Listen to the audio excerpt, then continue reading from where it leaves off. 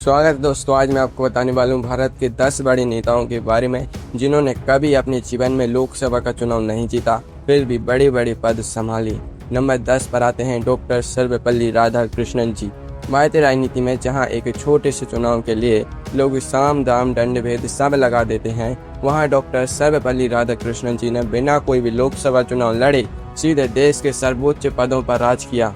दर्शन शास्त्र के महान विद्वान और शिक्षक रहे राधाकृष्णन जी कभी नेताओं की तरह वोट मांगने गलियों में नहीं घूमे।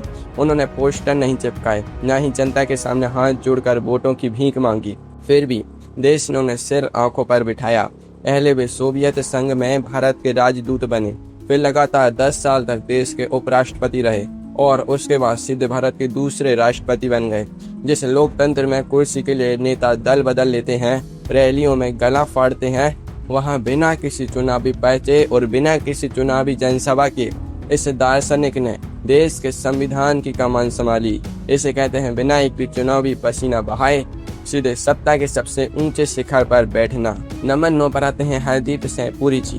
पूर्व राजनयिक और ब्यूरोक्रेट से नेता बने हरदीप सिंह पुरी जी का चुनावी गणित बड़ा दिलचस्प है। 2019 के लोकसभा चुनाव में बीजेपी ने उन्हें अमृतसर सीट से बड़े गाजे बाजे के साथ चुनावी मैदान में उतारा था, लेकिन जनता जनार्दन ने ईवीएम का बटन दबाकर उन्हें नकार दिया और वे चुनाव हार गए। आम इंसान होता तो हार का गम मानकर घर बैठ जाता, लेकिन भारतीय राजनीति का नियम बिल्कुल अलग है। चुनाव हारने के ठीक बाद उन्हें केंद्र सरकार में नागरिक उड्डयन और आवास मंत्रालय की भारी भरकम कमान सौंप दी गई। इसके बाद वे राज्यसभा के रास्ते संसद पहुंचे और बाद में देश के सबसे अहम पेट्रोलियम मंत्रालय के मालिक बन गए। आज जब आप अपनी गाड़ी में पेट्रोल डीजल भरवाते हैं तो याद रखिए कि देश का यह बजट तय करने वाले नेताजी को जनता ने लोकसभा में भेजने से साफ मना कर दिया था। लेकिन राजनीति की बाजीगरी देखिए, जनता का रिजेक्शन भी उनके मंत्री पद के रास्ते में रोड़ा नहीं बन पाया।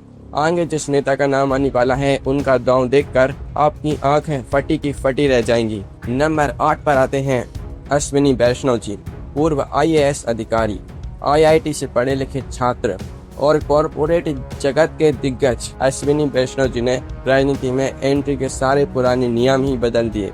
जहां बाकी नेता सालों साल तक दरी बिछाते हैं, झंडा उठाते हैं, बूथ मैनेजमेंट करते हैं और फिर भी टिकट के लिए तरसते हैं, वहीं अश्विनी वैष्णव जी ने सीधे राज्यसभा का टिकट पकड़ा और सीधे मोदी कैबिनेट में एंट्री मार ली। उन्होंने अपने पूरे जीवन में एक भी बार आम चुनाव का सामना करने वाला लोकसभा चुनाव नहीं लड़ा। आम जनता का सामना करने वाला लोकसभा चुनाव नहीं लड़ा।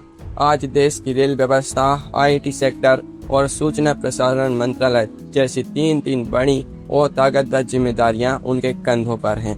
रेलवे में नई ट्रेनें चलानी हो या दुनिया की बड़ी बड़ी टेक कंपनियों पर नकेल कसनी हो, सारा फैसला वही करते हैं। आम जनता घंटों लाइन में लगकर वोट डालती है, लेकिन अश्विनी वैष्णव जी जैसे नौकरशाह बिना किसी चुनावी पसीने के देश के सबसे पावरफुल मंत्रियों की लिस्ट में शुमार है। नंबर 7 पर आते हैं JP नड्डा जी। दुनिया की सबसे बड़ी राजनीतिक पार्टी के सर्वेसर्वा रहे जगत प्रकाश नड्डा जी का राजनीतिक रिकॉर्ड भी बड़ा गजब का है।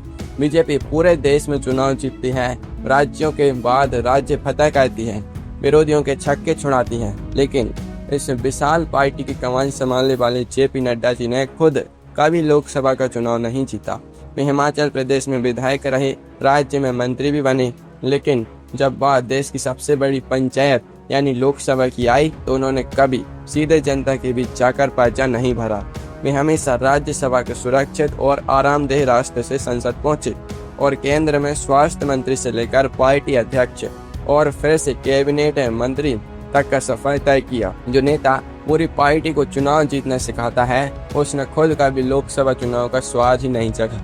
असली राजनीति का खेल तो अभी शुरू हुआ है। नंबर 5 वाले नेता का कारनामा सुनकर आपके होश उड़ जाएंगे। नंबर 6 पर आते हैं M वेंकैया नायडू जी।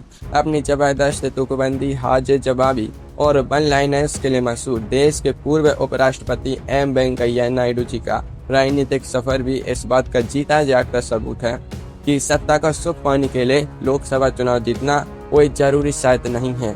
वेंकैया नायडू जी ने लोकसभा चुनाव में किस्मत आजमाई थी, लेकिन जनता ने उन्हें संसद के निचले सदन में भेजने से इनकार कर दिया। इसके बावजूद उनका राजनीतिक कद रत्ती भर भी कम नहीं हुआ। वे बीजेपी के राष्ट्रीय अध्यक्ष बने।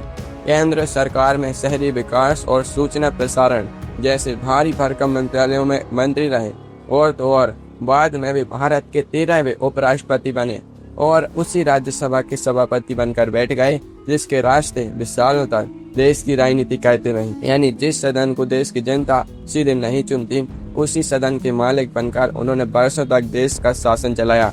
नंबर 5 पर आती हैं दोस्तों निर्मला सीतारमण जी, देश के पहले पूर्णकालिक महिला रक्षा मंत्री और लगातार कई बार देश का बजट पेश करने वाली वित्त मंत्री। निर्मला सीतारमण जी ने आज तक अपने जीवन में एक भी लोकसभा का चुनाव नहीं जीता है। जब भी देश का आम बजट आता है तो मिडिल क्लास से लेकर बड़े बड़े बिजनेसमैन तक उनकी तरफ उम्मीद भरी नजरों से देखते हैं। आपकी जेब में कितना टैक्स कटेगा, महंगाई का पारा कहाँ जाएगा, सब निर्मला जी ही तय करती हैं। लेकिन मजेदार बात तो यह है कि 140 करोड़ लोगों की जेब का बजट तय करने वाली वित्त मंत्री ने कभी किसी लोकसभा क्षेत्र में जाकर आम जनता से वोट नहीं मांगा। वे कर्नाटक और आंध्र प्रदेश से राज्यसभा सांसद बनकर संसद पहुंचती रही हैं, बिना किसी चुनावी सभा की चिल्ला चोट झेले, बिना किसी विरोधी की बयानबाजी का जवाब दिए वे देश की पूरी अर्थव्यवस्था का स्टीयरिंग थामे बैठी हैं। इसे कहते हैं बिना लड़े ही पूरी बाजी अपने नाम का लेना। नंबर 4 पर आते हैं एस जयशंकर जी। जब अंतर्राष्ट्रीय मंचों पर भारत का पक्ष मजबूती से रखना हो या पश्चिमी मीडिया के तीखे सवालों पर उनकी बोलती बंद करनी हो तो एस जयशंकर जी का नाम सबसे ऊपर आता है। उनके कड़क तेवरों, तीखे बयानों और हाजिर जवाबी के लाखों लोग दीवाने हैं। लेकिन क्या आप जानते हैं कि दुनिया भर के बड़े बड़े राजनयिकों को अपनी उंगलियों पर नचाने वाले जयशंकर जी ने कभी कोई राजनीतिक चुनाव नहीं लड़ा। वे चीन और अमेरिका में भारत के राजदूत रहे, देश के शीर्ष विदेश सचिव रहे और 2019 में रिटायरमेंट के तुरंत बाद उन्हें सीधे देश का विदेश मंत्री बना दिया गया।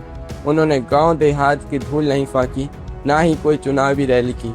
वे सीधे राज्यसभा के राष्ट्रीय मोदी कैबिनेट में आए और भारत की विदेश नीति के नए चाणक्य बन गए। लेकिन ठहरिए, नंबर 2 पर जो नाम है ना, उनका सच जानकर आपकी आंखें भी फटी की फटी रह जाएंगी। नंबर 3 पर आते हैं दोस्तों अरुण जेटली जी।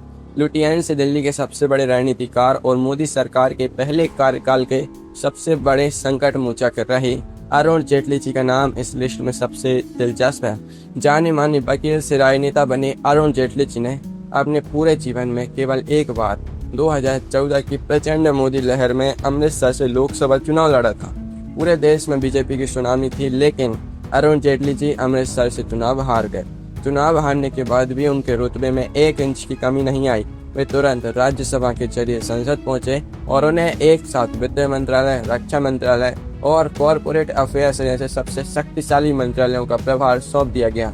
सरकार का कोई भी नया कानून बनना हो या कोई भी कानूनी और राजनीतिक संकट सुलझाना हो, अरुण जेटली जी ही फायदे के पीछे के असली मास्टरमाइंड होते थे। जनता ने उन्हें चुनाव में तो हरा दिया, लेकिन सरकार ने उन्हें देश चलाने की असली चाबी सौंप दी। अब दोस्तों नंबर 2 पर आते हैं भारतीय संविधान के निर्माता डॉक्टर BR अम्बेडकर जी। भारतीय लोकतंत्र का सबसे बड़ा विरोधाभास और क्या हो सकता है कि जिस महान पुरुष ने भारत का संविधान लिखा वो आजाद भारत के सबसे पढ़े लिखे और दूरदर्शी नेताओं में से भी एक थे। उन्हें भारत की जनता ने कभी लोकसभा चुनाव नहीं जिताया। बाबा साहेब अम्बेडकर जी ने 1952 में पहले आम चुनाव में बॉम्बे नॉर्थ ईस्ट से चुनाव लड़ा था, लेकिन वे चुनाव हार गए। इसके बाद 1954 में भंडारा उपचुनाव में भी उन्होंने अपनी किस्मत आजमाई, लेकिन वहां भी राजनीतिक समीकरणों के चलते उन्हें हार का सामना करना पड़ा। जिस इंसान ने भारत के हर नागरिक को वोट देने का सबसे बड़ा हथियार दिया, उसी इंसान को चुनावी राजनीति की बिसात पर लोकसभा पहुंचने का मौका नहीं मिला। इसके बावजूद वे राज्यसभा के राष्ट्रीय संसद पहुंचे और देश के पहले कानून मंत्री बनकर आधुनिक भारत की मजबूत नींव रखी। नंबर 1 पर आते हैं डॉक्टर मनमोहन सिंह जी। भारतीय राजनीति का सबसे बड़ा चमत्कार, सबसे बड़ा मास्टर स्ट्रोक और सबसे बड़ा उदाहरण है डॉक्टर मनमोहन सिंह। 1991 में देश को आर्थिक कंगाली के दलदल से निकालने वाले महान अर्थशास्त्री डॉक्टर मनमोहन सिंह जी ने 1999 में दक्षिण दिल्ली लोकसभा सीट से चुनाव लड़ा था, लेकिन जनता ने उन्हें चुनाव हरा दिया। उससे एक हार के बाद उन्होंने कसम खा ली थी कि वे अब फिर का भी कोई प्रत्यक्ष लोकसभा चुनाव नहीं लड़ेंगे। और फिर 2004 में जो हुआ उसने भारतीय राजनीति का पूरा इतिहास ही पलट कर रख दिया। बिना एक भी लोकसभा चुनाव जीते, बिना किसी चुनावी मैदान में गर्जना किए वे लगातार 10 साल तक भारत के प्रधानमंत्री रहे। असम और राजस्थान से राज्यसभा सांसद बनकर उन्होंने पूरे एक दशक तक 140 करोड़ आबादी वाले देश की सरकार चलाई। जिस प्रधानमंत्री की कुर्सी के लिए देश के बड़े बड़े धुरंधर नेता अपनी पूरी जिंदगी खपा देते हैं, उस कुर्सी पर वे बिना एक भी वोट जीते 10 साल तक राज करते रहे।